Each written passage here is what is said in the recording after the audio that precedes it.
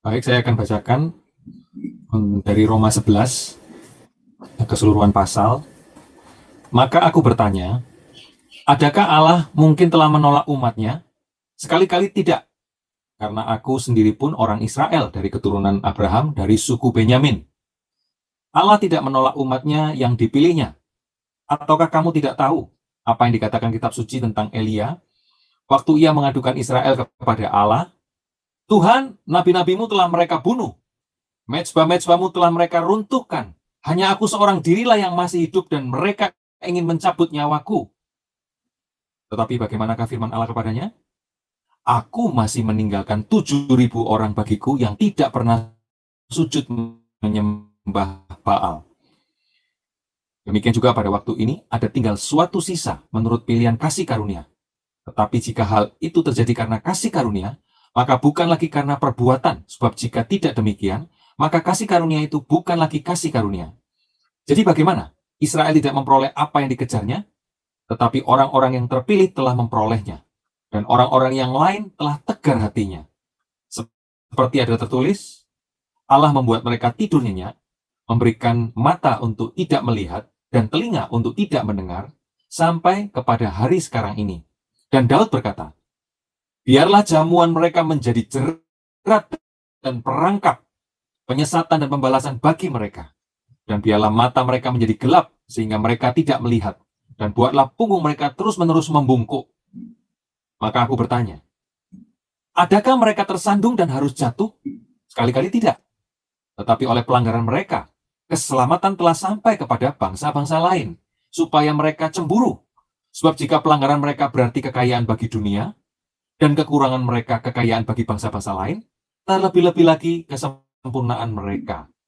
Aku berkata kepada kamu, hai bangsa-bangsa bukan Yahudi, justru karena aku adalah rasul untuk bangsa-bangsa bukan Yahudi, aku menganggap hal itu kemuliaan pelayananku, yaitu kalau aku dapat membangkitkan cemburu di dalam hati kaum sebangsaku menurut daging, dan dapat menyelamatkan beberapa orang dari mereka. Sebab jika penolakan mereka berarti perdamaian bagi dunia, dapatkah penerimaan mereka mempunyai arti lain daripada hidup dari antara orang mati? Jikalau roti sulung adalah kudus, maka seluruh adonan juga kudus. Dan jikalau akar adalah kudus, maka cabang-cabang juga kudus. Karena itu apabila beberapa cabang telah dipatahkan dan kamu sebagai tunas liar telah dicangkokkan di antaranya dan turut mendapat bagian dalam akar pohon zaitun yang penuh getah, janganlah kamu bermegah terhadap cabang-cabang itu. Jikalau kamu bermegah, ingatlah bahwa bukan kamu yang menopang akar itu, melainkan akar itu yang menopang kamu. Mungkin kamu akan berkata, ada cabang-cabang yang dipatahkan, supaya aku dicangkokkan di antaranya sebagai tunas. Baiklah. Mereka dipatahkan karena ketidakpercayaan mereka. Dan kamu tegak tercacak karena iman. Janganlah kamu sombong, tetapi takutlah. Sebab kalau Allah tidak menyayangkan cabang-cabang asli, ia juga tidak akan menyayangkan kamu. Sebab itu perhatikanlah kemurahan Allah dan juga kekerasannya, yaitu kekerasan atas orang-orang yang telah jatuh, tetapi atas kamu kemurahannya, yaitu jika kamu tetap dalam kemurahannya. Jika tidak, kamu pun akan dipotong juga. Tetapi mereka pun akan dicangkokkan kembali jika mereka tidak tetap dalam ketidakpercayaan mereka. Sebab Allah berkuasa untuk mencangkokkan mereka kembali. Sebab jika kamu telah dipotong sebagai cabang dari pohon zaitun liar, dan bertentangan dengan keadaanmu itu, kamu telah dicangkokkan pada pohon zaitun sejati. Terlebih lagi, mereka ini, yang menurut asal mereka, akan dicangkokkan pada pohon zaitun mereka sendiri. Sebab saudara-saudara, supaya kamu jangan menganggap dirimu pandai, aku mau agar kamu mengetahui rahasia ini. Sebagian dari Israel telah menjadi tegar, sampai jumlah yang penuh dari bangsa-bangsa lain telah masuk. Dengan jalan demikian, seluruh Israel akan diselamatkan, seperti ada tertulis. Dari Sion akan datang penebus. Ia akan menyingkirkan segala kefasikan daripada Yakub. Dan inilah perjanjianku dengan mereka. Apabila aku menghapuskan dosa mereka, mengenai Injil mereka adalah seteru Allah oleh karena kamu. Tetapi mengenai pilihan mereka adalah kekasih Allah oleh karena nenek moyang. Sebab Allah tidak menyesali kasih karunia dan panggilannya. Sebab sama seperti kamu dahulu tidak taat kepada Allah, tetapi sekarang beroleh kemurahan oleh ketidaktaatan mereka. Demikian juga mereka sekarang tidak taat, supaya oleh kemurahan yang telah kamu peroleh, mereka juga akan peroleh kemurahan. Sebab Allah telah mengurung semua orang dalam ketidaktaatan, supaya Ia dapat menunjukkan kemurahannya atas mereka semua. Oh, alangkah dalamnya kekayaan, hikmat dan pengetahuan Allah. Sungguh tak terselidiki keputusan-keputusannya, dan sungguh tak terselami jalan-jalannya. Sebab, siapakah yang mengetahui pikiran Tuhan? Atau siapakah yang pernah menjadi penasehatnya? Atau siapakah yang pernah memberikan sesuatu kepadanya, sehingga ia harus menggantikannya? Sebab, segala sesuatu adalah dari Dia, dan oleh Dia, dan kepada Dia. Bagi Dialah kemuliaan sampai selama-lamanya. Sekian. Wow, haleluya, luar biasa. Luar biasa ya. Saya tidak bosan-bosannya membaca Roma 11 ini ya. Saya sampai gedek-gedek ya. Memang Rasul Paulus ini adalah utusan Tuhan Yesus, saudara ya. Memang harus diakui, saudara, ini. Ya, short brief Israel in history, saudara ya. Wah, nah saya minum dulu ya. Ini istriku sudah bikin dan lupa tadi bikin kopi. Istri saya tadi terpesona ngelihat saya tadi, saudara ya, sampai bikin kopi lupa. Saya sudah mau kesedak.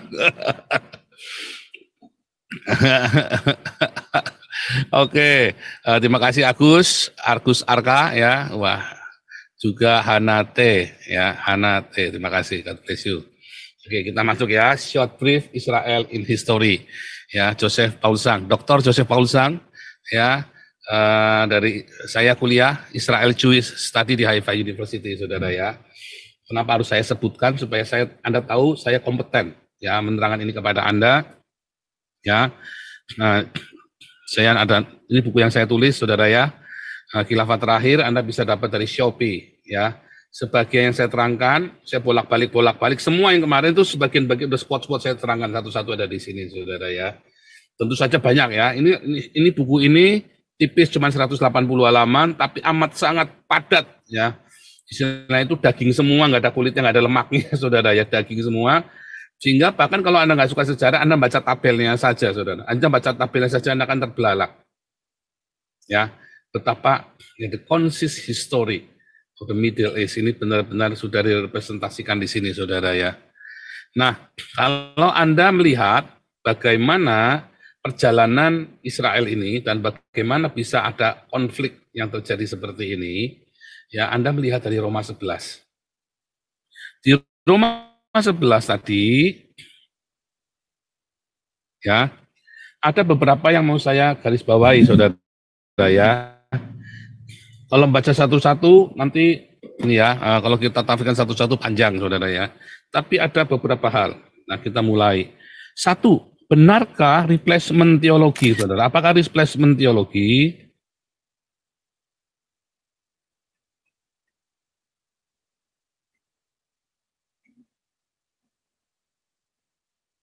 Teologi. Replacement teologi adalah sebuah teologi yang dipercaya ya oleh Martin Luther, bukan ya, sebenarnya sejak zaman sebentar ya, namanya yang mengungkapkan ini pertama kali. Jadi inti dari replacement teologi ini adalah bahwa orang Israel itu sudah nggak dimasukkan lagi ke dalam bangsa pilihan lagi, sudah selesai. Sejak Yesus datang, ya, kemudian orang Yahudi menolak Yesus, lalu muncullah orang-orang Kristen, ya, tahun 325, saudara ya. Nah, lalu orang-orang ya percaya bahwa yang namanya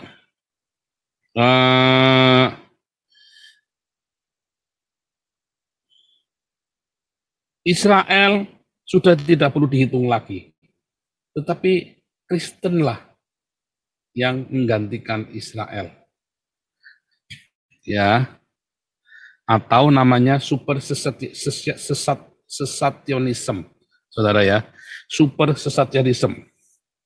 Nah, yang mengerikan ya kalau Anda belajar yang mengerikan dari replacement teologi ini ya, Ini sebenarnya dimulai dari isu ini dimulai dari abad pertama ya. Ketika Yesus berkata bahwa kerajaan ini akan dipindahkan kepada bangsa lain yang olehnya kerajaan itu akan berbuah. Ya, itu ada di dalam Matius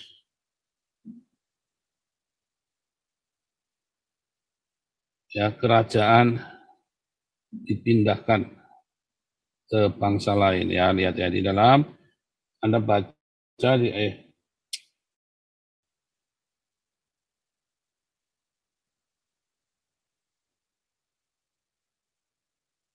nih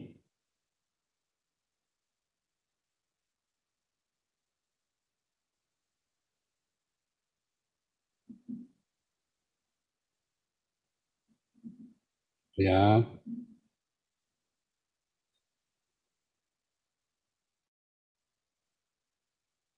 Matius 21 ayat 43 ya. Nah, lamaan ya, langsung dari sini aja.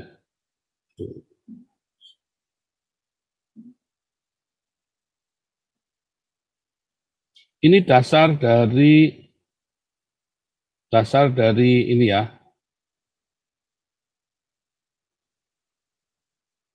Nah ini ya. Sebab itu aku berkata kepadamu bahwa kerajaan Allah akan diambil daripadamu dan akan diberikan kepada suatu bangsa yang akan menghasilkan buah kerajaan itu. Lalu dalam Matius 21 ayat 43 ini ya, Petrus berkata dalam 1 Petrus 2 ayat 9, kamulah, ya dia ngomong kepada orang Kristen ya, kamulah bangsa terpilih. Nah, kamu ini yang dimaksud adalah orang Kristen, saudara. Apakah para rasul mengatakan replacement? Enggak, saudara ya. Enggak. Apakah Yesus berkata replacement? Enggak, saudara. Karena kalau kita baca Matius 21, ada Matius 24. Ya, bahwa ketika pohon ara dan pohon lain berbuah. Ya. Dan Yesus juga berkata, ya, bahwa Yerusalem akan ditinggalkan sampai ada orang berkata, diberkatilah ia yang datang dalam nama Tuhan. Jadi sebetulnya ini bukanlah sebuah replacement. Ya. Nah, ayat ini, ya, kejadian ini dijelaskan oleh Paulus dengan amat sangat jelas di dalam Roma 11, tetapi orang di abad ketiga sudah berpikirnya, sebentar ya, ini ada yang saya lupa ya, yang pertama kali ngomong ya. Ya karena itu kejadiannya ada di konsulen Nikea, tapi ada yang ngomong, ada satu orang yang ngomong tentang replacement teologi gitu ya. Sebentar ya, saya nggak mau membahas ininya ya, tetapi saya jadi penasaran. Jadi ada yang berkata, yang mencetuskan ide replacement teologi ini. Nah lalu kemudian ide replacement teologi ini diadopsi oleh gereja Katolik. Ya, gereja Katolik mengadopsi ide replacement teologi ini. Ya, bahwa kita sudah tidak perlu orang Yahudi lagi. Dan tahun 300 sekitar tahun 330-360 di dalam masa-masa itu terjadi pengingkaran terhadap orang Yahudi, saudara. Orang Yahudi disingkirkan dari tradisi gereja. Dan bahkan ketika orang Yahudi convert kepada Kristen, dia harus menyangkal semua keyahudiannya dia. Ya. Ya.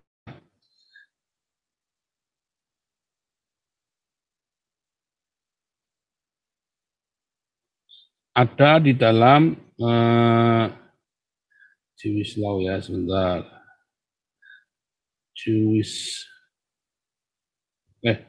Roman law. Jewish under Roman law. Mungkin ada ya, sebentar ya. Jadi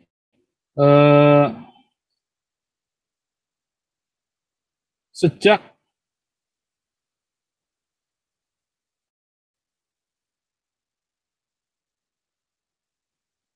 namanya Jewish ada periode Jewish under Roman law. Dalam tanda kurungnya Christian law ya, saudara ya. Roman Christian ya. Satu, menghapus kalender Yahudi, saudara. Dua, menghapus semua kultur Yahudi. Tiga, menghapus festival Yahudi. Empat, Yahudi harus konversi ke Kristen. Nah ini saudara ya. Menghapus kalender Yahudi yang nomor 1 sampai 3 ini berakibat Anda merayakan Natal tanggal 25 Desember, Anda merayakan Paskah adalah hari kebangkitan Yesus. Ya hari Minggu. Padahal kan Paskah itu adalah saat Yesus mati, bukan saat Yesus bangkit. Ya kan? Apakah betul Yesus itu lahir 25 Desember? Tidak, saudara. Orang bahkan teolog-teolog modern di Belanda sudah sepakat Yesus tidak lahir tanggal 25 Desember. Ya, teolog-teolog di Eropa sudah sepakat ya, saudara ya. Yesus tidak lahir tanggal 25 Desember. Nah, terus kultur Yahudi ya dihapus, saudara. Sehingga yang Anda rayakan, kegiatan yang Anda rayakan di setiap hari Minggu dan di setiap hari apapun di gereja bukan kultur Yahudi lagi seperti Yesus dan para rasul, tetapi kultur pagan. Nah, yang paling 4 ini yang paling mengerikan. Yahudi ya dipaksa konversi, saudara. Kalau enggak, dia akan mendapatkan diskriminasi. Inilah munculnya awal antisemitisme, saudara. Ya. Jadi replacement teologi itu ya seperti Justin Martyr. Jadi lupa kan namanya kan Justin Martyr, saudara ya. Replacement teologi itu zamannya Justin Martyr sudah dimulai. Justin Martyr percaya, dan dia bukan orang Yahudi. Justin Martyr ini orang pagan, orang Yunani, saudara ya. Dia orang Yunani yang kemudian jadi Kristen. Walaupun dia adalah sangat dekat dengan Irenaeus CS itu ya. Mereka satu zaman tuh Irenaeus, Justin Martyr. Justin Martyr ini adalah seorang teolog yang luar biasa, apostolic father ya. Dan dia mencetuskan replacement teologi. Nanti saya akan tunjukkan kepada Anda ya bagaimana Justin Martyr mengira ya di dalam, kalau Anda melihat kita buka kalau nama-nama memang sering blank, saudara ya. Dalam Yeremia 31 ayat 31, nah ini penduduknya panjang ya. 31 sampai 35, saudara ya. Sesungguhnya aku akan datang waktunya, demikianlah firman Tuhan, aku akan mengadakan perjanjian baru. Ya. Sesungguhnya demikianlah firman Tuhan, aku akan mengadakan perjanjian baru dengan kaum Israel dan Yehuda. Bukan seperti perjanjian yang telah kuadakan dengan nenek moyang mereka pada waktu aku memegang tangan mereka untuk membawa mereka keluar dari Mesir. Ya, yaitu apa, saudara? Perjanjian ini, saudara, Torah, ya. Torah yang ditulis di batu. Ya, dalam Musa. Perjanjian itu telah mereka ingkari meskipun aku menjadi Tuhan yang berkuasa atas mereka, demikianlah firman Tuhan. Tetapi beginilah perjanjian yang akan kuadakan dengan kaum Israel. Sesudah waktu demikianlah firman Tuhan, aku akan menaruh Tauratku dalam batin mereka, menuliskan dalam hati mereka. Ini adalah perjanjian baru.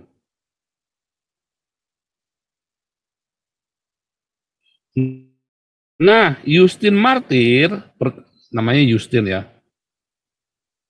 Justin Martyr berkata bahwa ini adalah kitab perjanjian baru, saudara, yang ditulis oleh para rasul. Zaman Justin Martyr sudah ada ya.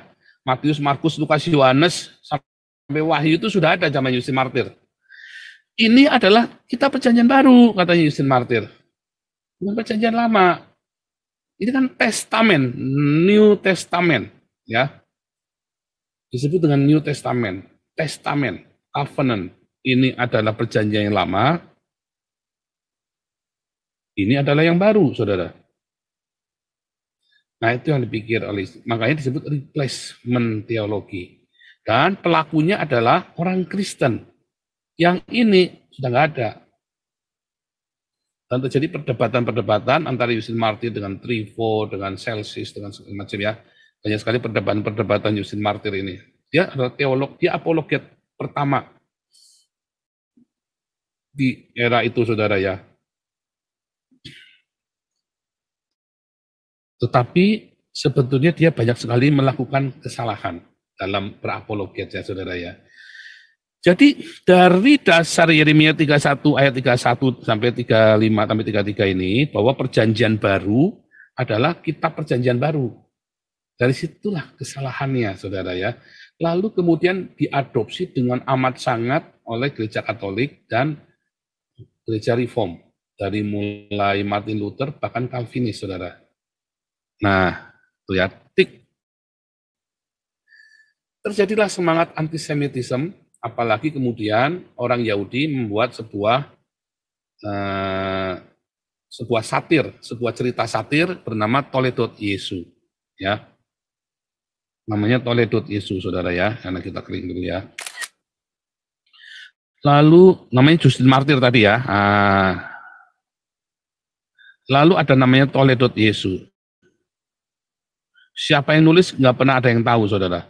Toledot Yesu itu artinya silsilah Yesus, silsilah atau asal usul. Ini ya adalah sebuah toledot, jadi bukan cerita asli. Ketika orang Kristen punya cerita tentang Yahudi yang tidak baik, maka orang Yahudi punya kisah tentang Yesus yang tidak baik, saudara. Disebut toledot Yesus, satir ya. Nah, di situ dikatakan ada namanya Yesua, tokonya ya, Yesua ben Pantera. Ya, kalau itu Yesus ini kurang lebih tahun 200, saudara ya. Yesua bin Pantera adalah Yesus anaknya Pantera. Pantera ini adalah batalion Roma atau legion ya, legion Roma yang pakainya ini ya, yang pakainya macan kumbang itu, saudara. Ya. Pakai topi macan kumbang sampai ke belakang jubahnya itu ya. Jadi seluruh badannya macan itu dipakaikan ke badannya dia. Nah, itu adalah pasukan yang mengerikan ya.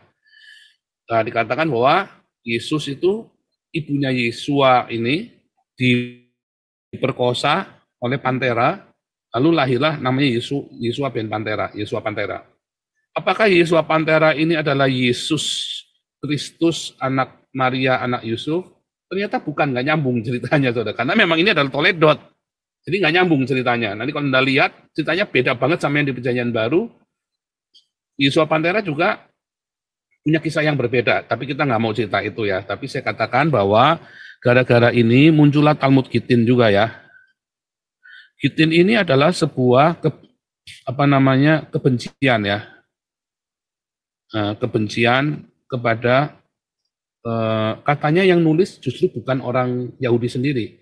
Yesus ada di dalam tinja segala macam itu bukan orang Yahudi sendiri, saudara ya. Menurut rabi saya ya, yang nulis itu adalah orang kulit putih. Yesus dimasukkan ke dalam Talmud, ya entah bagaimana caranya, ya lalu karena Talmud waktu itu disensor ya. Semua produksi Yahudi disensor oleh orang Roma, saudara. Ya disensor. Jadi ini adalah sebuah konten yang ditulis oleh orang luar, dipaksa maksud harus ada di dalam Talmud, dan itu nggak dihapuskan, dibiarkan, ya. Dan itu akhirnya menimbulkan diadu domba orang Yahudi dengan orang Kristen, jadilah antisemitis, ya, antisemitik. Makin dalam, saudara. Sejak tahun 360 sampai dengan zaman Hitler, makin lama eskalasinya makin tinggi. Nah, ini ya fakta. Oke.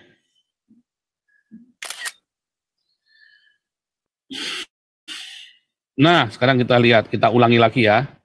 Tahun 2000 sebelum Masehi, Abraham itu sudah membeli seluruh tanah di daerah Kanaan. Ya, dia menjadi orang yang amat sangat kaya. Abraham dan Ishak, dia ada beli semua. Bahkan akhirnya orang Palestina bilang, kamu pergi dari sini, orang anak-anaknya ya, karena kamu sekarang jadi lebih kaya dari kami.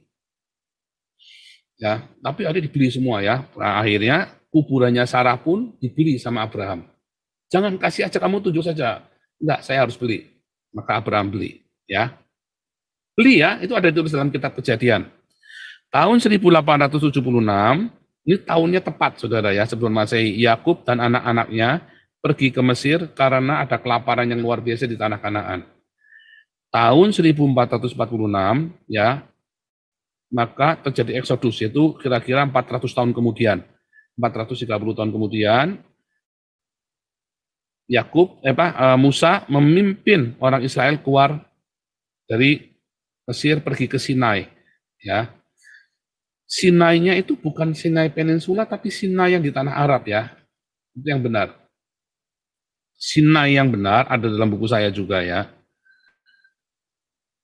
Sinai yang benar itu ya.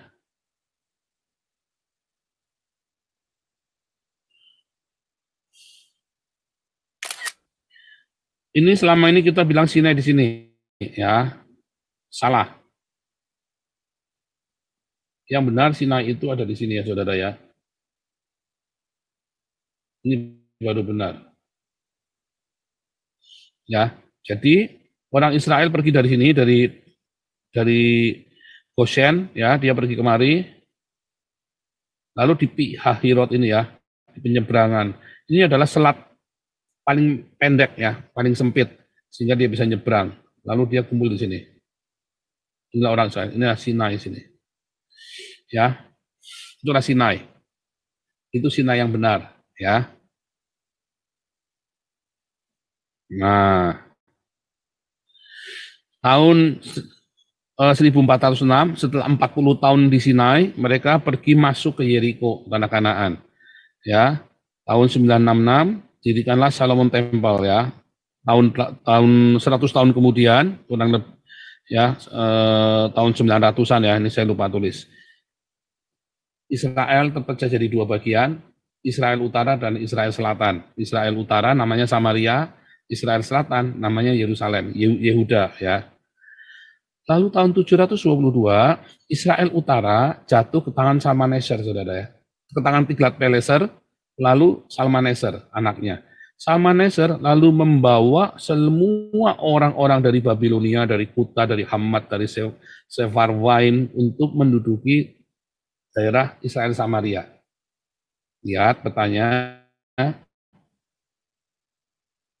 Ya.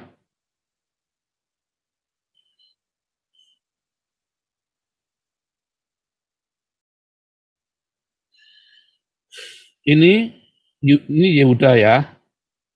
Ini adalah Israel Samaria. Lalu Salmaneser membawa orang-orang dari luar, dari bangsa-bangsa, dikirim ke sini saudara, untuk mengokupasi daerah ini. Ya, jadilah itu orang disebut dengan Israel Samaria. Ada dalam 2 Raja-Raja 17 ya. 2 Raja-Raja 17. Anda ingat-ingat ya, 2 Raja-Raja 17 yang di perikop yang terakhir, maka Raja Asyur, Salmaneser, ya, membawa orang-orang asing masuk ke tanah ini, saudara. Artinya kalau Anda melihat perempuan Samaria di zaman Yesus, itu bukan lagi keturunan dari Yakub, saudara, tetapi adalah bagian dari ini. Terus dikatakan, loh tapi kenapa mereka percaya kepada Torah Samaria, Pak? Karena di zaman itu, mereka diserang binatang buas, lalu Salmaneser bilang sama panglima, sama pasukannya, sama ininya, gubernurnya, ajari mereka Torah. Suruh mereka menyembah dewa dari pemilik tanah itu, yaitu Yehova. Maka dari itu orang-orang Samaria, mereka menyembah kepada Yehova, tetapi juga menyembah kepada dewa-dewi yang lain. Jadi politeisme. Ada Yehova dan politeisme. Makanya orang-orang ini bukan keturunan Yakub, saudara. Ya, bukan keturunan Yakub. Apakah orang Filistin? Bukan juga, saudara. Karena tahun 586, ya, orang Filistin digenosida sama Nebukadnezar.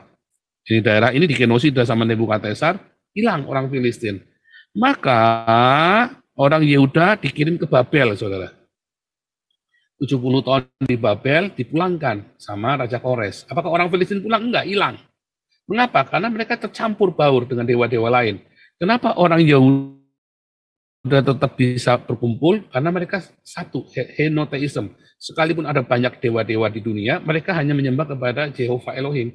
Makanya kulturnya tetap sama, saudara. Apakah Filistin punya kultur yang sama? Beda. Bahkan orang Mesir hari ini itu bukan orang Mesir, saudara. Orang Turki yang Anda lihat Erdogan itu bukan orang Turki bukan orang penunggunya sana yang asli. Itu sudah dibongkar balik, sudah dicampur-campur karu-karuan.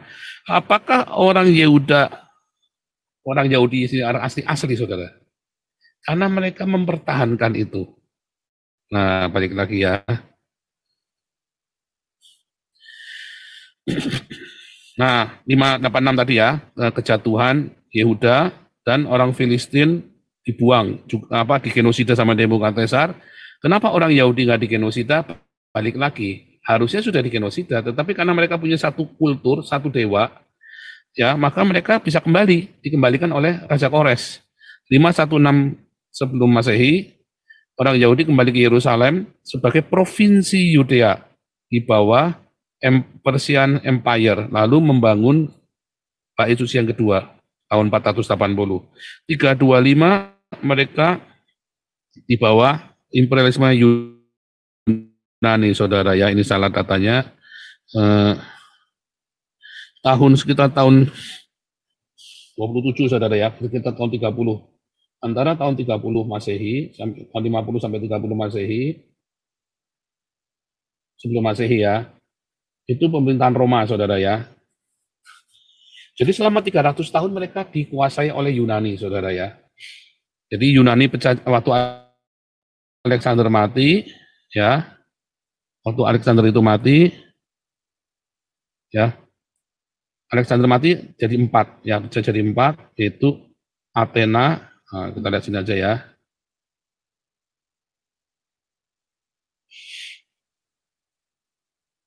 Ya. Alexander mati, maka Athena, Makedonia, terus jadi Helenis, ya. Ini Makedonia, Athena, Helenis, lalu Alexandria. Nah, Israel ini di bawah Helenis ini, saudara. Tapi Mesir di bawah Alexandria, ya. Itu ya, makanya mereka berbahasa Yunani, saudara. Selama 300 tahun dalam pendudukan Yunani itu, mereka berbahasa Yunani. Sampai Roma juga sampai. Itulah sebabnya nggak heran di sini berbahasa Yunani dengan sendirinya. Ya.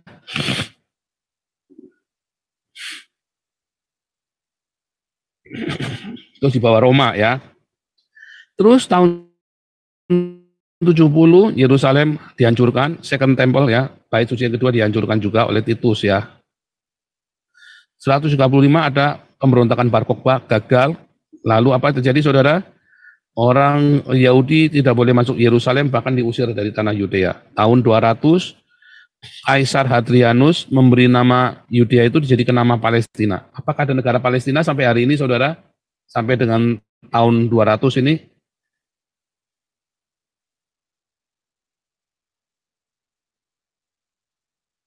Bukan, ya.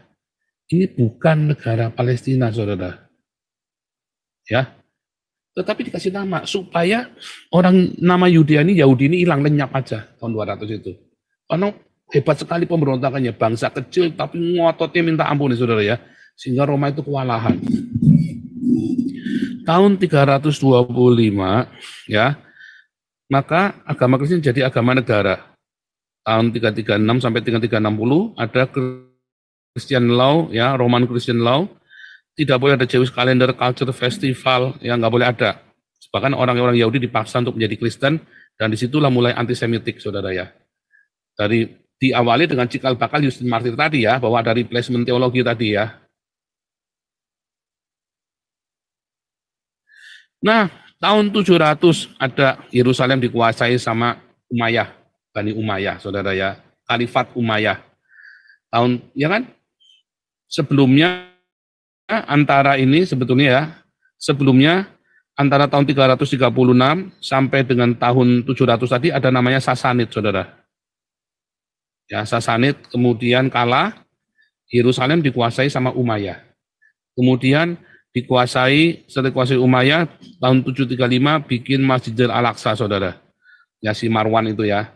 Lalu tahun 1000 sampai 1300 dikuasai oleh Crusaders. Apakah ada negara Palestina? Nggak ada. Tahun 1300 diambil alih sama Mamluk, ya. Tahun 1400 Ottoman mengalahkan Mamluk, saudara.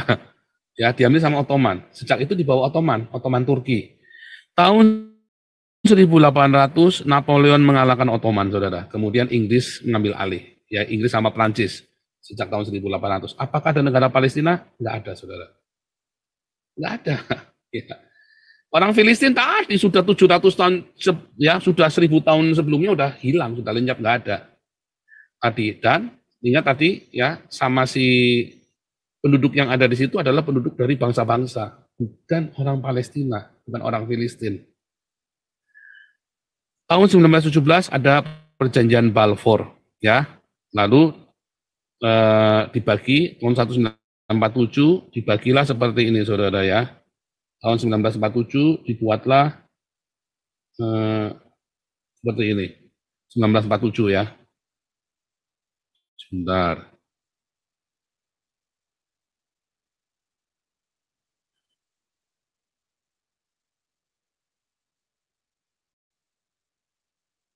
Nah, ini ya 1947. 1947 dibuatlah seperti ini, saudara.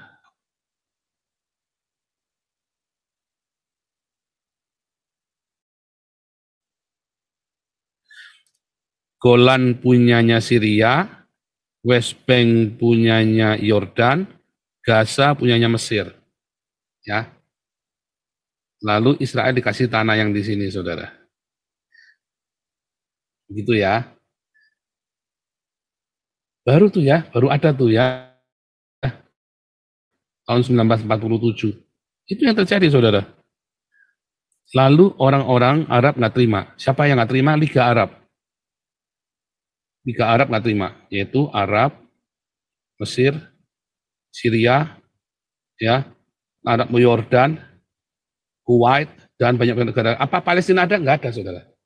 Nggak disebut. Pokoknya terjadi perang Arab, orang-orang Arab nggak terima. Dasarnya apa, saudara? Dasarnya, apakah negara itu makmur, saudara? Apa karena dasarnya karena negara itu makmur? Enggak, kering kerontang. Dasarnya apa? Dasarnya Al-Quran. Orang Yahudi tidak boleh memiliki tanah. Dalam Al-Quran ditulis, sudah dibuang, nggak boleh punya tanah lagi. Sehingga mereka berdasarkan Al-Quran, mereka tidak boleh. Orang Yahudi ini nggak boleh masuk ke sini, saudara. Hari ini orang Indonesia menolak orang Yahudi, dasarnya apa, saudara?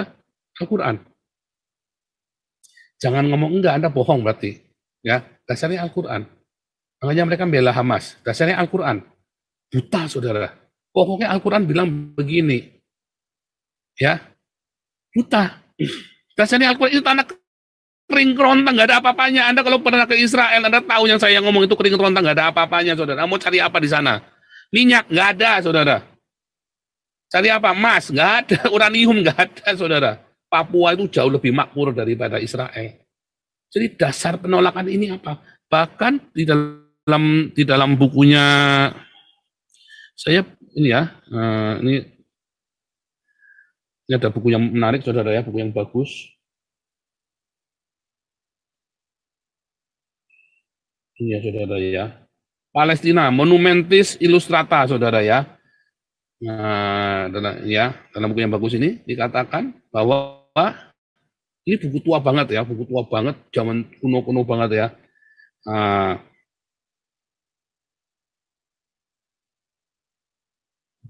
Anda bisa beli di Amazon, saudara ya, buku itu ya. Bahwa tanah yang ini dari dulu memang nggak ada penghuninya, nggak ada, saudara ya. Memang nggak ada penghuninya. Yang ada penghuninya daerah sini, ya, memang ada penghuninya. Ya, dan ini memang subur. Ya, memang lembah, subur. Lembah, daerah ini daerah lembah, makanya subur. Tapi ini kok cuman penghuni ini nggak ada, saudara, nggak ada penghuninya ini. Sepi sekali, saudara ya. Kenapa buat rebutan? Ya karena dasarnya dari Al-Quran, ya, bahwa memang nggak boleh. Nah, lalu terjadilah, saudara ya, perang beberapa kali perang tadi ya mulai dari 48, coba Israel sendirian lawannya Liga Arab, Mesir, ini protektorat ya, artinya ini mereka bukan negara ya, nggak ada benderanya waktu itu saudara ya, tetapi ini adalah Transyordan. Lihat ya, benderanya sama dengan ini ya, dengan Yordan ya, dengan Transyordan, Irak, Syria, Lebanon, Arab Saudi, semua Mesir. Dan mereka kalah saudara, kan kalah, yang menang Israel. Jadi Israel boleh berdiri berdasarkan resolusi PBB 181.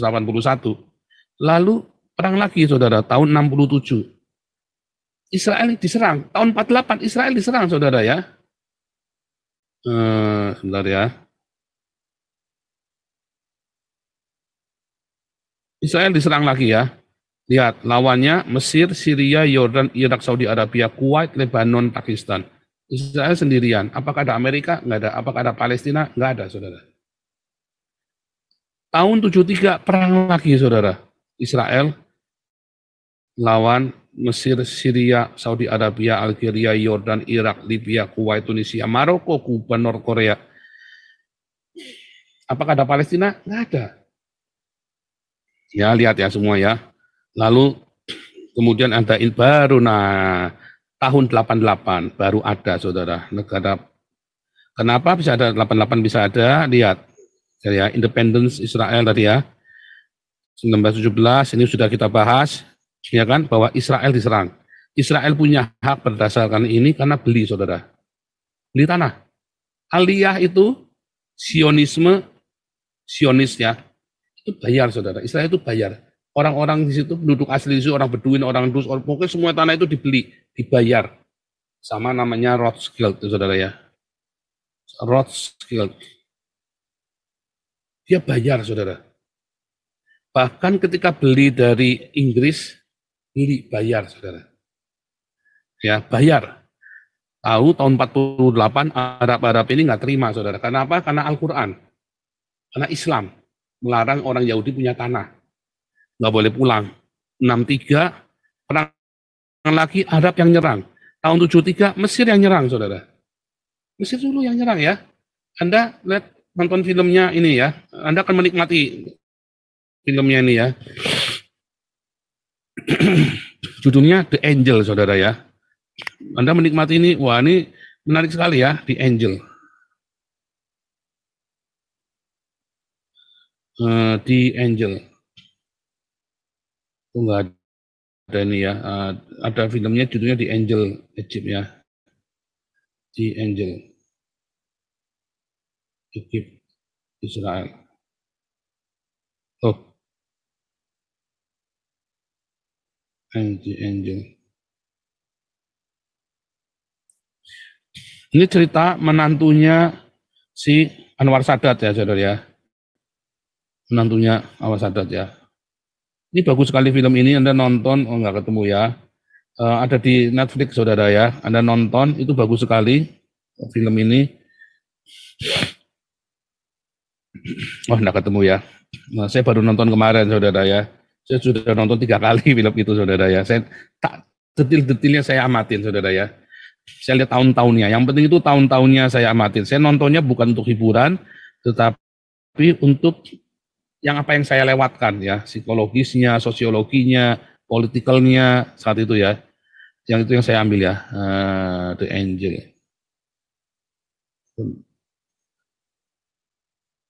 Nggak ada ya, bentar ya, saya. Itu ada di Netflix. Kenapa sekarang nggak ketemu nih malah? Sekarang lagi dicari nggak ketemu. Biasanya nongol sendiri.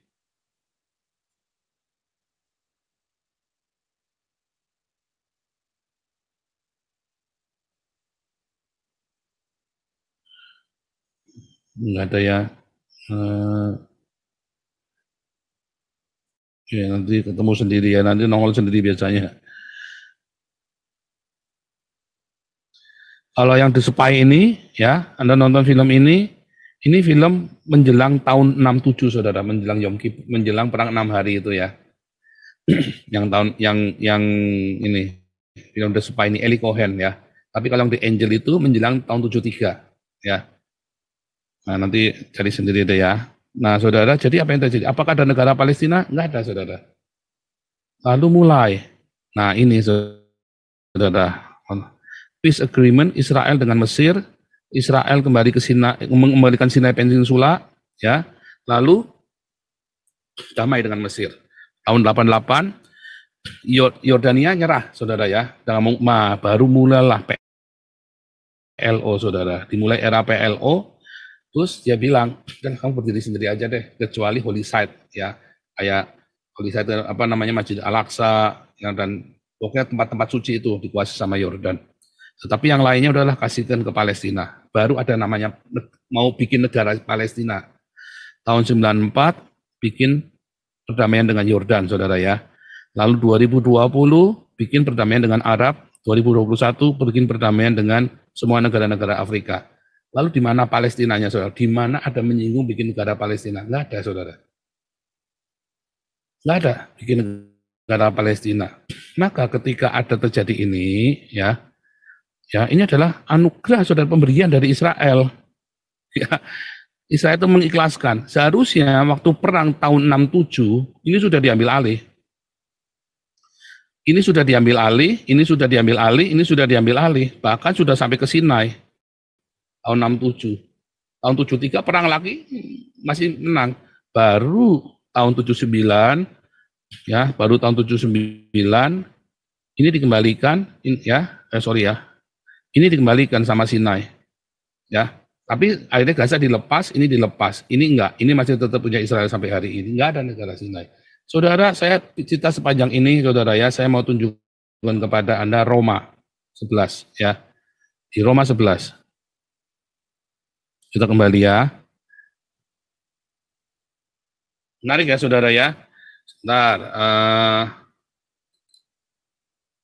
ya. Kita kembali ke Roma 11, saudara ya.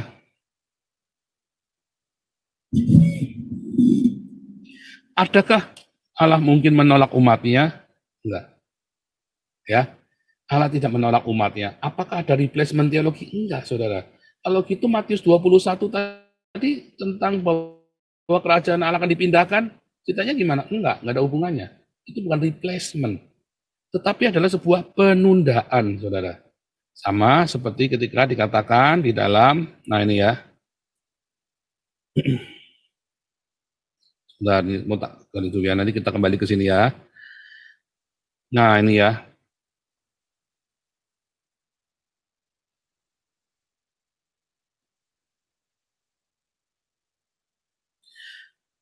Ayat 11. Maka aku bertanya, adakah mereka tersandung dan harus jatuh? Tidak. Tidak, tetapi oleh pelanggaran mereka, keselamatan telah sampai kepada bangsa-bangsa lain. Pertanyaannya, mengapa orang Yahudi menolak dan bangsa-bangsa lain bisa dengan mudah? Itu pertanyaannya, saudara. Kalau orang Yahudi itu waktu itu tidak menolak, maka untuk Anda bisa menerima keselamatan itu, Anda harus jadi Yahudi, saudara. Kalau Yahudi tidak menolak, untuk menerima keselamatan itu, Anda harus proses jadi Yahudi. Itu terbukti di dalam Galatia 1, di dalam Kisah Rasul 15. Ya. Ya, kalau Yahudi tidak menolak Yesus, maka Anda untuk selamat Anda harus jadi Yahudi. Ya. Yang pertama itu sudah fakta. Buktinya kita buka Kisah Rasul 15. Beberapa orang dari Yudea ke Antiokhia mengajarkan kepada saudara-saudara situ, jikalau kamu tidak disunat menurut adat istiadat yang diwariskan Musa, kamu nggak selamat. Ya. Beberapa orang dari Yudea ke Antiokhia. Ini orang Kristen Yahudi, saudara. Mereka memaksa orang-orang Antioquia yang bukan orang Yahudi, orang Yunani tadi, orang pagan, tapi sudah jadi Kristen, kalau kamu nggak sunat, kamu nggak selamat. Untung Paulus ngerti, ya, Paulus mengerti benar, mengerti. Saudara, ini dasarnya dari mana, saudara? Paulus bernapas dengan keras melawan membantah mereka. Ya, ingat, kalau kamu tidak disunat, kamu nggak selamat. Sama-sama Kristen loh, saudara. Tapi orang Yahudi kalau kamu nggak sunat, kamu nggak selamat. Tapi Paulus dan Barnabas menentang. Dasarnya apa, saudara? Dasarnya ada di dalam Talmud, saudara. Ingat, Paulus itu muridnya Gamaliel. Gamaliel ini adalah cucunya Hillel, saudara ya. Di dalam Talmud, ya, di dalam Talmud Syabat, ya, ayat 6. 31a ayat 6, saudara ya. There was another incident involving one Gentile. Gentile itu orang non-Yahudi, ya, who came before Shammai, ya, Shammai, ini seorang Rabai Shammai, terus berkata kepada Shammai, ya, ayo convert aku, ya, convert me on condition that you teach me the entire Torah while I'm standing on one foot, ya. Shammai pushed him away with the builder's cubit in his hand. Tolak, nggak mau. This was common measuring stick, and Shammai was builder by trade. Ya, saudara, ini adalah sebuah parafrase, saudara ya, sebuah metafora, sebuah kiasan mengatakan bahwa while I'm standing on one foot. Lalu satu kakinya kemana, saudara? Lalu satu kakinya kemana? Dia mau di-convert. Ya, lalu sampai bilang, pakai ukurannya. Ingat, Yesus pernah berkata apa, saudara? Jangan kamu menghakimi, karena kalau kamu menghakimi, kamu akan dipakai ukuran sama tadi ya. Itu ukuran. Itu ada sebuah ukuran. Ya, itu ada sebuah parafrase ya. Itu kata guru saya ya, saudara ya. Bahwa itu adalah sebuah the builder cubit ya in his hand, sebuah ukuran yang buat mengukur itu ya, tongkat ukur itu ya. Dorong. Nggak boleh. Artinya one foot artinya apa? Kamu nggak akan ngerti, kamu nggak akan bisa. Kamu nggak akan bisa belajar. Ya, susah. Menjadi orang Yahudi itu sulit sekali. Kamu harus terlahir orang jadi Yahudi. Ya. The same Gentile came before Hillel. Orang yang sama kemudian datang sama Hillel. Hillel ini lebih tua dari Shammai ya. Shammai ini ya lebih muda, kurang lebih bedanya sekitar 30 sampai 50 tahun ya di bawah Hillel. Hillel converted him ya and said to him, "With is hateful to you, do not do to another." That is the entire Torah. Ya, ini ada di dalam Matius 7 ayat 22. Apa yang kamu ingin orang lakukan kepadamu, lakukan hal yang sama kepada mereka. Itu adalah isi dari seluruh Torah. Ya, the rest is interpretasi. Yang sisa itu cuma interpretasi saja. Ayo belajar. Ya. Nah, oke. Artinya apa, saudara? Kita kembali ke ini. Beberapa orang datang dari Yudea ke Antioquia mengajarkan kepada saudara, kamu harus disunat menurut adat istiadat. Ini Shammai, saudara. Maunya Shammai. Orang-orang muridnya Shammai, kamu kudu belajar ini. Paulus muridnya Hillel, saudara. Ingat, Paulus muridnya Gamaliel dan muridnya Hillel. Itu nggak perlu. Kenapa Yesus tidak pergi ke bangsa-bangsa lain? Karena Yesus dari Shammai, saudara. Singkat cerita ya kan? Yesus kan anti perceraian. Hillel boleh kamu cerai. Paulus boleh mengizinkan cerai, saudara. Kalau suamimu, istrimu dari orang asing yang bukan Kristen, ya bukan Kristen, lalu dia menceraikan kamu, ya udah gimana lagi kata Paulus. Kalau Yesus nggak boleh kawin, nggak boleh kawin lagi. Makanya Paulus membuat apa? Sebaiknya jangan kawin. Kalau sudah cerai jangan kawin lagi. Makanya Paulus bilang begitu kan, mengkompromikan. Ya udah, caranya begini. Kalau sudah cerai nggak boleh kawin lagi. Kalau kamu diceraikan, ya kan? Lihat ya, ini syamai banget ya. Kalau kamu nggak sunat, kamu nggak bisa selamatkan. Yesus berkata, aku datang hanya untuk orang Yahudi, ya kan? Mengapa, saudara? Karena Yesus harus menggenapinya. Menggenapi orang Yahudi. Yang punya Taurat orang Yahudi. Maka dia harus menggenapinya. Semua ritual-ritual, semua 613 harus digenapi oleh Yesus. Makanya Yesus tidak datang kepada orang yang lain-lain. Tapi kenyataannya keselamatan itu bagi yang lain. Nyata Yesus bagi orang Samaria kok. Kasih tahu orang Samarianya. Yesus menyembuhkan anaknya perempuan Sirofenisia. Bahkan perwira Roma itu bilang, di antara orang Yahudi nggak ada yang imannya sebesar orang Goyim ini. Ya kan? Faktanya. Artinya keselamatan itu punya segala bangsa. Tetapi Yesus memang datang untuk orang-orang Yahudi. Karena orang Yahudi itu punya Torah. Dia harus menggenapinya, saudara. Harus menggenapinya persis seperti Torah itu. Harus digenapi oleh Yesus. Ya. Supaya apa? Supaya yang Goyim ini bisa ikut selamat, saudara. Harus digenapi dulu sama Yesus. Supaya Torah itu bisa dibatalkan bagi orang non-Yahudi. Makanya di dalam Lukas 16, ayat 16 dikatakan, hukum Torah dan kitab para nabi enforce ya until John. Yohanes Pembaptis. Karena dia adalah nabi terakhir perjanjian lama. Bukan nabi terakhir ya, tapi nabi terakhir perjanjian lama. Selanjutnya ada nabi-nabi lagi ya dalam perjanjian baru.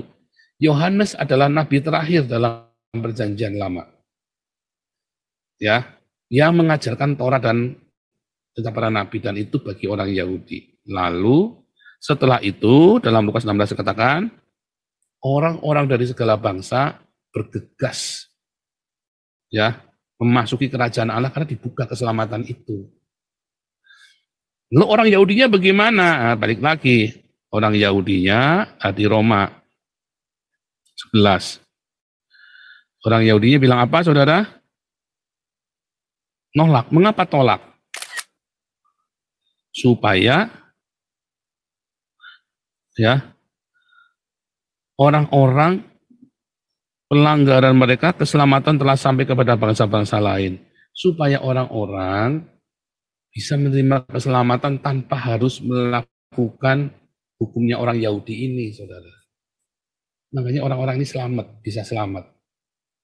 Waduh, saudara, kalau saudara ngerti ini, bayangin saudara kudu ngelakukan Torah. Ya, aduh, ribet sekali, saudara. Enggak sanggup, saudara. Dikatakan dalam Kisah Rasul 15, tadi bawahnya, Yakobus bilang, ya, kita aja setengah mati memikul kuk Torah itu, kita aja setengah mati. Yang bahkan, ya, kita aja nggak sanggup. Apalagi kamu kasihkan ke bangsa-bangsa ini. Kita ini bangsa pilihan aja nggak sanggup, apalagi orang-orang lain. Ya, yang bisa melakukan Torah ini hanya orang Yahudi yang bisa sempurna melakukan Torah, saudara. Karena mereka sudah turun-temurun ada dalam genetik mereka. Ya, aku berkata kepadamu, bangsa-bangsa yang bukan Yahudi, justru karena aku adalah rasul untuk bangsa-bangsa bukan Yahudi, aku menganggap itu kemuliaan pelayananku. Kenapa? Paulus mengajarkan kepada orang-orang Yahudi karena dia ngerti Torah. Dia ngerti persis mengapa yang diutus kepada bangsa-bangsa non-Yahudi adalah Paulus. Supaya orang jangan ngawur.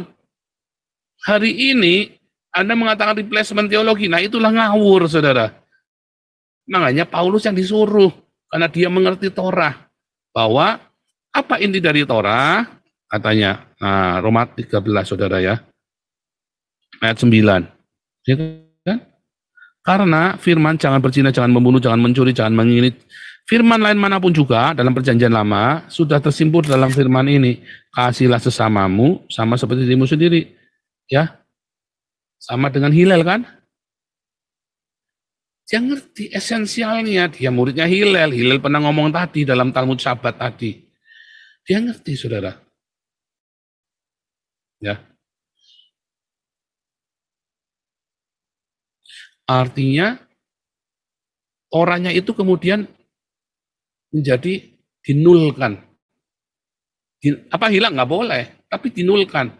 Tapi orang, Anda bayangin ya, kalau orang Yahudi ikut-ikutan Paulus, ya, kalau orang Yahudi ikut-ikutan Paulus, apa yang terjadi, saudara? Maka orang Yahudi tidak perlu lagi disunat, orang Yahudi tidak perlu ngurusin kosher nggak kosher, orang Yahudi tidak merayakan festival-festival. Lihat, tahun 336 sampai 360-an, ya, ada menolak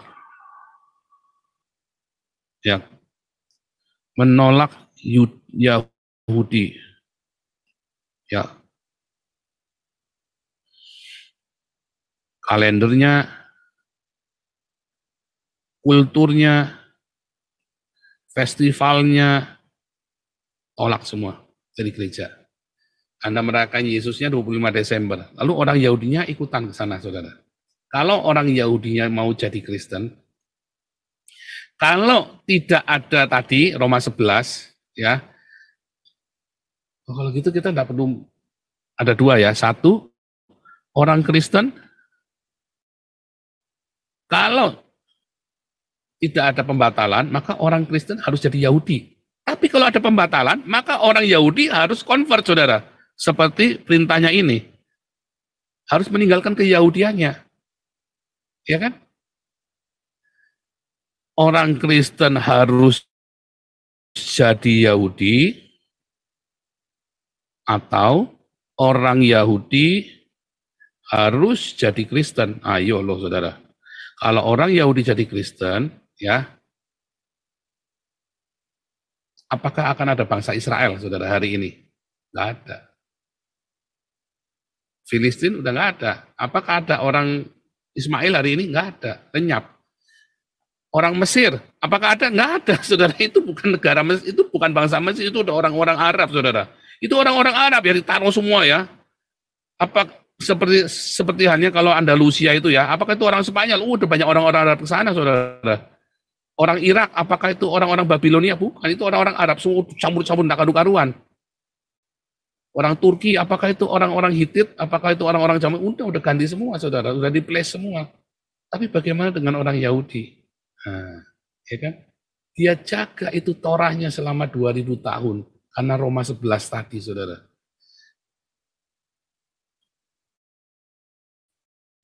Ulang ya, kalau orang Kristen, kalau tidak ada Lukas 16 ayat 16, kalau tidak ada pembatalan Torah, maka semua orang Kristen harus jadi Yahudi supaya bisa selamat. Tetapi kalau ada pembatalan, ya, dan orang Yahudinya mau jadi Kristen, maka di sini, saudara, orang Yahudinya harus jadi Kristen dengan membatalkan keyahudiannya. Hilang, saudara, bangsa ini. Maka firman Tuhan nggak akan digenapi. Tidak akan dikenali lagi selama ribuan tahun. Bagaimana orang bisa percaya keajaiban Tuhan, bagaimana orang bisa mengerti, harus ada saksi. Yaitu orang Yahudi. Orang Yahudi adalah saksi kebenaran firman Tuhan yang Anda dan saya ini yakini hari ini. 2000 tahun bangsa Israel ini hilang. Entah kemana. Siapa yang jaga Alkitabnya, saudara? Yang jaga Alkitab orang Yahudi ini, saudara? Orang Kristen, saudara. Benar nggak? Dari mulai Gereja Katolik Roma, Protestan, kita semua orang-orang Kristen yang menjaga kitab ini, sehingga kitab ini tetap dipercaya. Walaupun terakhir, ya tahun 1900-an, udah mulai diutak-atik, kacau. Tetapi saat itu orang Yahudinya muncul.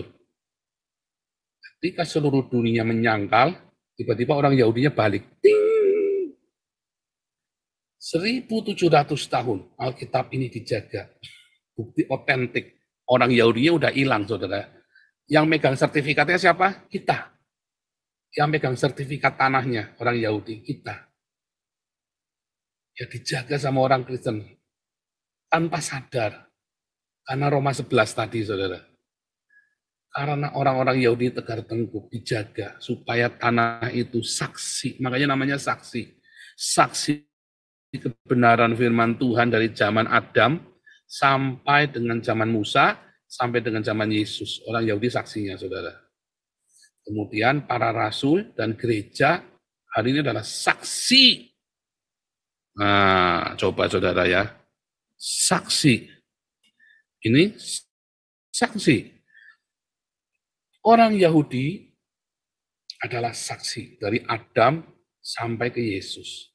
Orang Kristen adalah saksi dari Yesus sampai ke hari ini. Bahwa ya, orang Yahudi adalah pemilik tanah yang sah, pemilik tanah perjanjian. Orang Yahudi adalah saksi kebenaran dari Yesus Kristus, Mesias yang akan datang.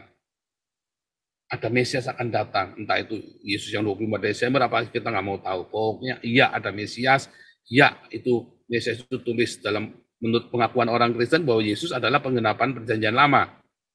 Ya, dan saat ini karena ada dua saksi dari dua zaman yang berbeda, maka ada apa gap. Itulah sebabnya orang Yahudi tidak percaya Yesus Kristus yang 25 Desember Trinitas Oneness Unitarian itu adalah Yesus yang dinantikan oleh mereka. Karena ada gap zaman, saudara. Ada gap zaman. Orang Kristen saksi bahwa orang Yahudi adalah pemilik tanah perjanjian karena Alkitabnya dipegang. Orang Yahudi adalah saksi bahwa Yesus yang kita sembah itu adalah menggenapi hukum Tauratnya itu dan bahwa hukum Taurat dan kitab perjanjian lama itu benar. Itulah yang namanya dua saksi. Ya saudara. Dan dua-duanya ini dicangkokkan ya orang Yahudi sejati adalah pohon zaitun. Dan kita dicangkokkan ke pohon zaitun itu, saudara. Makanya harus ada Roma 11 itu. Orang Yahudi selama 2000 tahun itu menghilang. Sampai apa, saudara?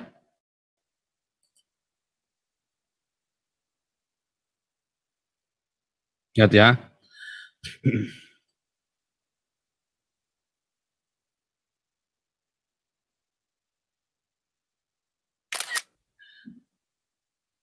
Supaya kamu jangan menganggap dirimu pandai agar kamu mengetahui rahasia ini.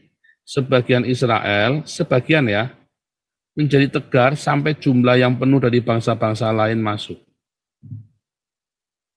Dibiarkan, saudara. Karena begitu nanti orang Yahudi yang mengerti Mesias, artinya ditutup sudah. Ya, tutup. Kapan itu orang Yahudi yang mengerti Mesias? Itu kita ini sekarang menunggu Mesias.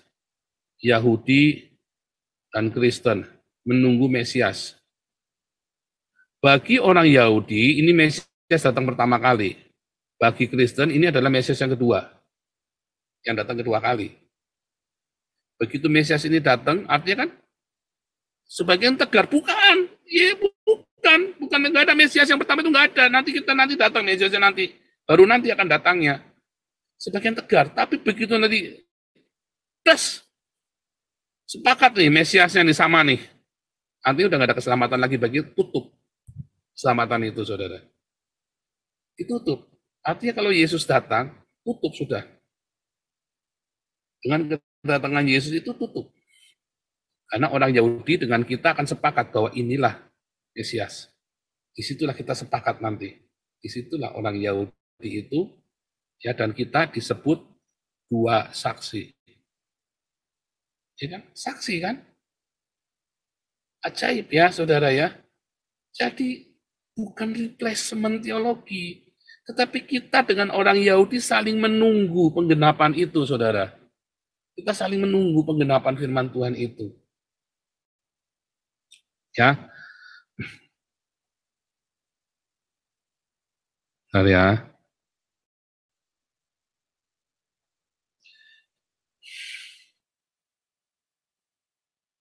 Mereka dipatahkan karena ketidakpercayaan mereka, kamu tegak tercaca karena iman. Jangan sombong. Ya, kalau Allah tidak menyayangkan cabang-cabang asli, Ia tidak akan menyayangkan kamu, saudara. Orang Yahudi dikasih tahu dulu ya, zamannya mereka, zaman Paulus. Apakah ada orang Yahudi? Banyak, saudara, orang Yahudi yang percaya. Ada dalam Kisah Rasul 21, saudara, Anda lihat ya. Saudara lihatlah ribuan, saudara ya, telah menjadi percaya. Dan mereka semua rajin, coba rajin loh saudara menghukum Taurat. Bahkan dalam Kisah Rasul 16, Dalam Kisah Rasul 16, Paulus pun menyunatkan Timotius, saudara. Paulus pun masih mengikuti tradisi Yahudi, ya. Tetapi bagi orang non-Yahudi nggak perlu. Itulah sebabnya Roma 11 itu adalah sebuah penjelasan bahwa orang Yahudi dengan orang Kristen adalah dua saksi Allah yang kita saling genap mengenapi di dalam nubuatan. Sekarang ini masih kelas sama, kita penjajakan dulu sama suami istri, ya kenalan dulu, jajakin dulu. Oh enggak bisa begitu. Yang namanya laki-laki, namanya orang itu ya rata, flat. Enggak, yang namanya orang itu ya ada ininya. Nah gitu loh saudara ya. Sama, penjajakan saling mengenal. Sampai mereka klop, sampai sepakat, oh ternyata kita harus sama, saling mengenapi. Makanya harus ada dua saksi itu. Ya, dua saksi itu, sehingga seluruh dunia tidak bisa membantah. Balik lagi, saudara, siapakah musuh Islam? Kristen dengan Yahudi, saudara. Musuh Islam adalah Kristen dengan Yahudi. Ya, dari dulu, dari zaman Muhammad sampai dengan hari yang disebut dengan musuh Islam adalah Kristen dengan Yahudi.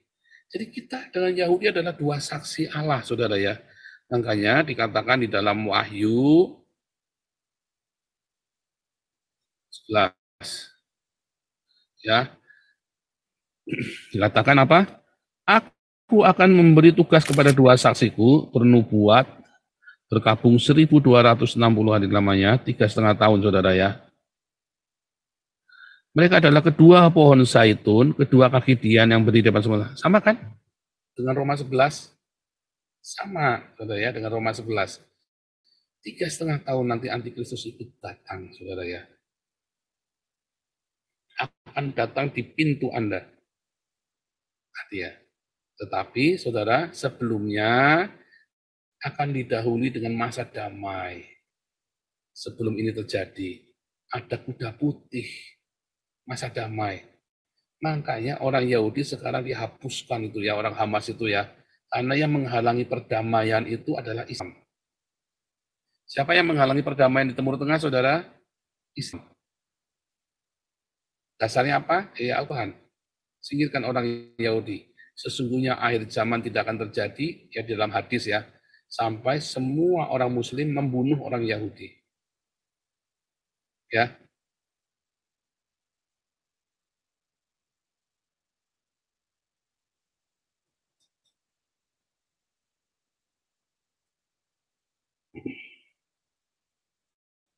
senang ya saudara ya.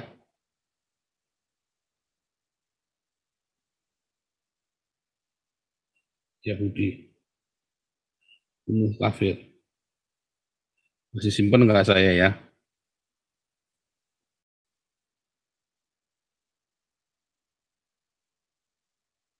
Perangilah mereka, ya. Perangilah mereka, katanya ya. Perangilah orang tak beriman itu, ya. Perangilah orang kafir. Perangilah, bunuhlah mereka di mana saja kamu jumpai. Siapa orang kafir, saudara? Orang Yahudi dengan orang Kristen. Ya kan?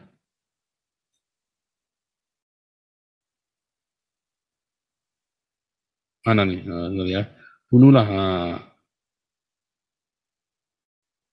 Sesungguhnya akhir zaman tidak terjadi sampai Muslim membunuh seluruh Yahudi.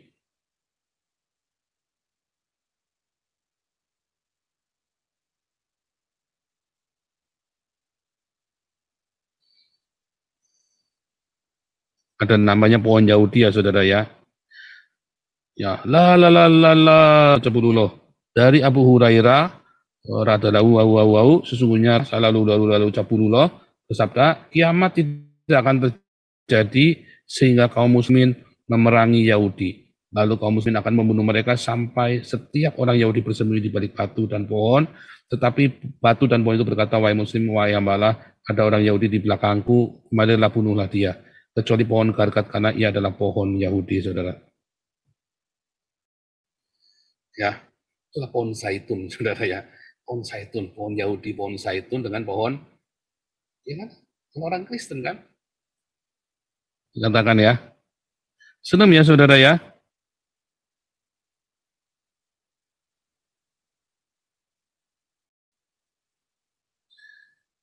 Tapi apa kata firman Tuhan, saudara? Apa kata firman Tuhan? Ya, ini ya, bersaksi. Bagi orang Islam, ini tongkat pengukur ini tadi ya, kupit itu ya, yang sama dipakai buat mendorong. Lihat ya, 1260 hari lamanya sama dengan 3,5 tahun. Kan 360 kali 3 kan? Ya, 1260 hari lamanya. Mereka adalah kedua pohon zaitun, kedua kekitian. Ya, orang Kristen dengan orang Yahudi. Ya, akan melawan antikristus, saudara. Jadi siapa saudara antikristus ini, saudara? Islam.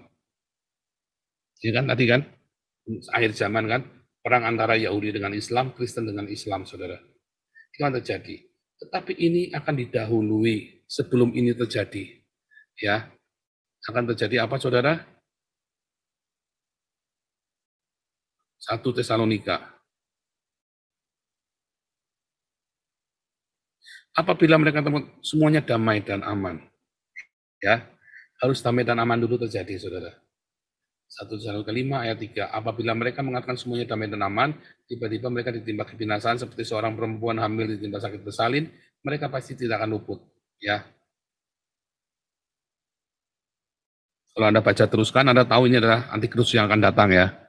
Damai dulu, saudara. Nah, lihat Wahyu 6. Aku melihat sesungguhnya kuda putih dan orang yang menungganginya memegang.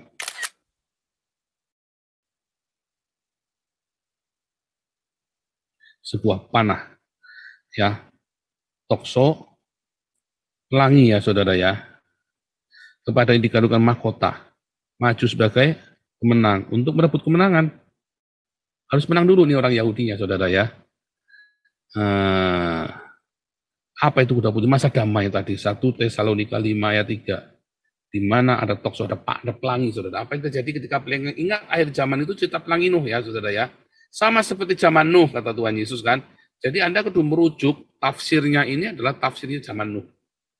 Tokso, aku akan menaruh toksoku di langit, busurku di langit. Pelangi itu, saudara ya. Di mana tidak ada diskriminasi lagi, tidak ada perang lagi, tidak ada apa? Tidak ada diskriminasi, tidak ada kebencian, saudara. Akan ada masa damai. Jadi, saudara, ini adalah perang terakhir. Kan Yahudi bilang, ini adalah perang terakhir. Tahun depan Anda lihat seluruh jazirah Arab sudah berdamai dengan orang Israel. Dan itulah kalau ada ya damai di Yerusalem, ya kan? Ya kan? Diberkatilah dia yang datang dalam nama Tuhan. Nanti akan ada damai di Israel. Kalau di Yerusalem sudah damai, maka seluruh dunia damai. Itu yang terjadi, saudara. Makanya Anda harus apa, saudara? Anda harus berdamai dengan orang Yahudi. Indonesia kalau tidak berdamai, ya salah sendiri, saudara. Orang-orang Kristen yang menolak orang Yahudi, dia akan kena kutuknya tadi, ikut kutuknya tadi. Barang siapa memberkati, akan diberkati, yang bisa memusuhi, bisa mengutuk, akan kena kutuk. Kenapa? Karena orang-orang yang bersahabat dengan Yahudi semua makmur, saudara. Dari Singapura, ya kan, Ethiopia, negara-negara Afrika Utara sekarang dibangun oleh Yahudi makmur. India, semua dibangun oleh Yahudi makmur. Arab Saudi, Mesir sekarang makmur. Ya, dari bangkrut Arab Mesir ya kan, habis kemarin kejadian apa Arab Spring itu kan. Kemudian Mesir perekonomiannya dibantu oleh Yahudi. Ya kan? Syria bangkrut, saudara. Kenapa? Karena dia menentang Yahudi. Lebanon kolaps, menentang Yahudi. Turki kolaps, menentang Yahudi, saudara. Mengapa Eropa makmur? Eropa mensupport. Kenapa Amerika harusnya sudah bangkrut masih jaya? Karena dia memberkati orang Yahudi. Kita lagi cerita, jangan klinik-klinik, kita lagi cerita nasionalisme yang logis, bangsa-bangsa yang logis, saudara, nasional, yang apa namanya, ideologi yang logis. Ini orang lagi banyak duitnya, lagi banyak teknologi, lagi banyak penemuan, maka kita bekerja sama. Orang ini butuh pasar, kita butuh ilmunya. Kenapa Anda kerja sama saja? Anda nolak, Anda tidak pakai teknologi Yahudi atau Anda membeli dengan harga mahal. Lalu Anda nolak ikut merangi dia, malah ikut merangi dia. Maka ketika bangsa-bangsa menikmati uangnya orang Yahudi, semuanya naik, Anda malah makin merosot. Lalu Anda ribut sendiri sesama agama karena Anda benci Yahudi, ya kan kebencian itu ditularkan kepada, ayo ruwet sendiri, saudara. Siapa memberkati Yahudi, diberkati yang mengutuki akan terkutuk. Jangan cerita agama, saudara. Kita cerita ini orang lagi jaya, saudara. Ya, ini orang lagi berjaya. Anda mau nantang orang yang begini, kan bodoh, saudara. Ya, kalau Anda masih mau nantang orang begini, Anda bodoh, saudara.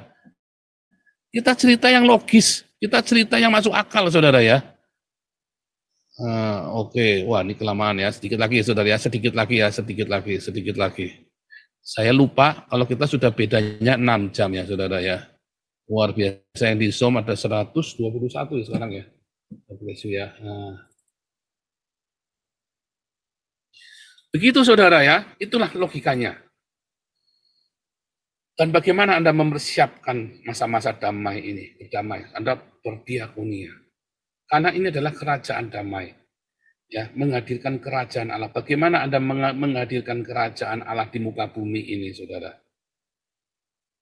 Ketika Anda ngasih makan, itu kan kerajaan Allah datang. Ketika Anda memberikan pengampunan, kan kerajaan Allah datang bagi musuh-musuhmu. Ketika Anda memberi makan, memberi pakaian, memberi tumpangan, kan kerajaan Allah datang bagi lingkunganmu. Ketika gereja ngasih makan lingkungannya, di mana ada gereja, harusnya di situ nggak ada perkampungan kumuh, saudara. Di mana ada gereja, tidak boleh ada orang miskin di situ. Jemaatnya juga nggak boleh miskin, nggak boleh sampai nggak bisa bayar token listrik, nggak bisa bayar kontrakan rumah, harusnya nggak bisa. Di mana ada gereja, ya di situ ada kemakmuran. Itu yang benar. Karena gereja menghadirkan kerajaan Allah. Pak, masuk malas? Nggak malas, saudara. Kalau dia mau beli-beli, ya dia harus berdoa, harus bekerja, yang rajin, bukan cuma minta-minta. Kalau cuma sekedar makan, gereja harus memberikannya. Supaya orang-orang ini bisa bekerja dengan perut kenyang, dan jangan sampai pakai pakaian compang-camping di tempat kerja. Ya, itu yang benar, saudara. Bagaimana gereja menghadirkan kerajaan Allah? Sama seperti orang Yahudi menghadirkan kerajaan Allah. Ya kan? Tadi bilang, kerajaan ini akan dipindahkan sampai ada buahnya. Tapi apakah orang Kristen berbuah hari ini? Halo? Enggak. Apakah gereja berbuah? Enggak, saudara. Gerejanya tambah gede, umatnya tambah melarat. Pendetanya gonta-ganti mobil baru, jemaatnya gonta-ganti rumah kontrakan karena diusir. Iya kan? Karena nggak bisa bayar kontrakan. Apakah gereja meresponi? Enggak. Apakah gereja menghadirkan kerajaan Allah? Jadi apakah ada replacement teologi? Gundulmu peang. Nyatanya yang jadi berkat orang Israel, saudara. Apakah gereja hadir, selalu hadir di dalam kemiskinan jemaatnya? Jangankan kemiskinan Indonesia, kemiskinan jemaat aja nggak diurus. Kemarin saya dapat, bagus sekali, saudara ya. Kemarin saya dapat kiriman dari seseorang ya. Saya upload dulu saja. Ya, ini bagus sekali, sayang.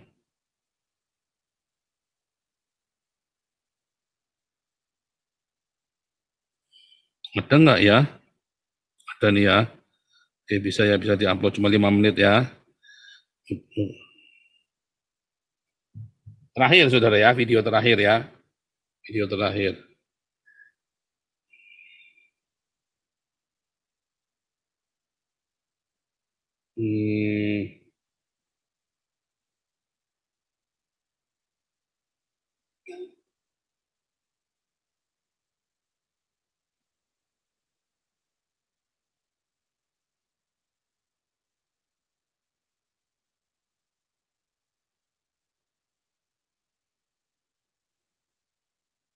Oke. Mudah-mudahan dia kamu cepat ini ya. Ini sambil diupload sebentar lagi.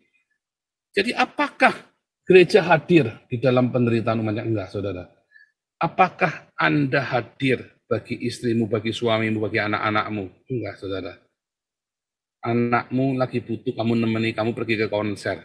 Enggak hadir. Anakmu lagi butuh cinta, kamu lagi pacaran lagi sama orang lain. Apakah kamu lagi sibuk kerja? Apakah kamu hadir? Kamu menghadirkan kerajaan Allah bagi anak-anakmu, bagi keluargamu. Kamu menghadirkan kerajaan Allah bagi lingkungan. Pertama bagi keluargamu dulu, saudara. Ya, kita kembali ke tadi ya, Matius 21 tadi ya. Berapa tadi? Lupa lagi ya. Matius 21.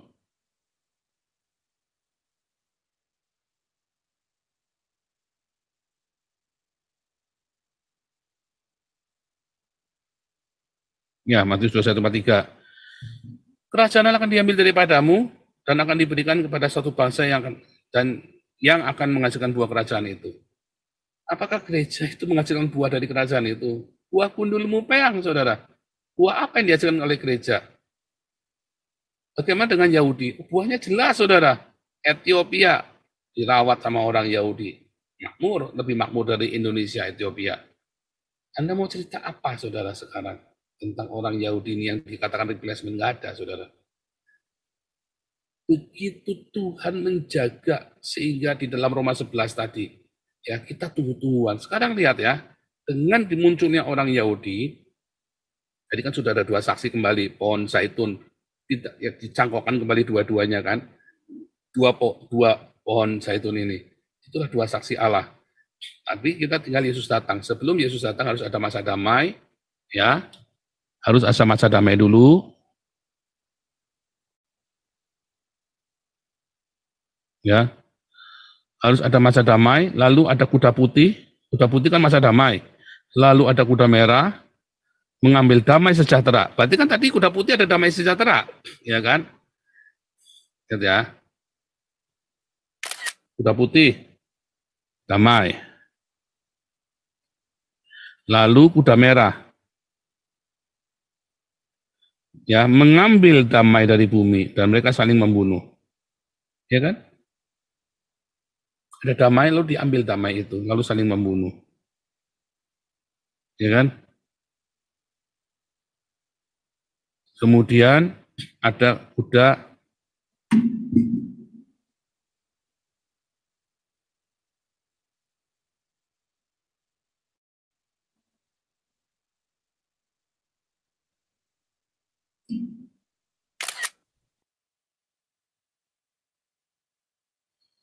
putih, ada damai, kuda merah mengambil damai, ya, lalu apa? Kuda hitam, ya, secupak gandum sedinar, 3 cupak jelai sedinar. Jangan rusakkan minyak dan anggur. Minyak zaitun tadi ya. Artinya apa, saudara? Inilah orang Yahudi dan orang Kristen. Anda akan terluput, saudara.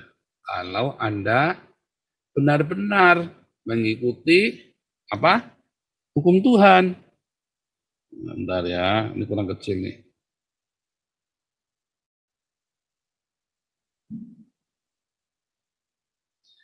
Kalau Anda apa, saudara? Dalam Wahyu 11.